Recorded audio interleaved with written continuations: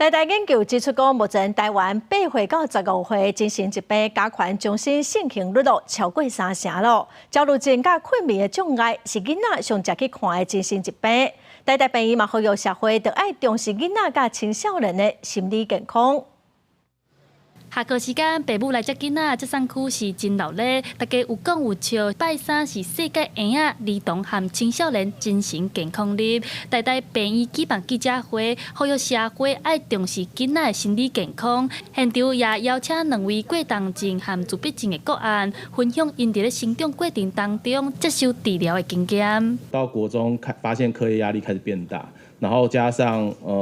可能同学间可能。相处之间，可能大家都是已经有点长大，开始叛逆期，所以那时候我爸妈开始压不住我，所以那时候才开始寻求帮助。他18个月的时候诊断是重度的自闭症，但是他在7岁的时候被诊断出他是资优天才。台大这份研究调查1万人，发现台湾整体精神疾病的加权中心盛行率达到31.6%，其中离校精神疾病当中上常看到的包括焦虑症占19%，困眠障碍占12%，过动症占10%，而且当中有8%学生捌想过要自杀，3.6%捌有自杀的计划。不过，若甲数据和健保资料去比对，有去病院接受治疗比率增加。有关忧郁症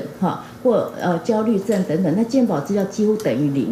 也就是说，这些当小孩子他有内在的一些情绪的问题，或是有一些想法，只要他不说，父母可能不知道，他的老师可能也不知道。另外，台湾儿童青少年精神医学会研究也指出，目前台湾18岁以下的人口是400万人，不过儿童精神疾病医生却无到400人，医疗资源是非常无够的。专家建议政府会当成立儿童精神医学的专门研究机构，才会当有够格的资源来重视囡仔的心理健康。记者戴阿选柯敏哲台北报道。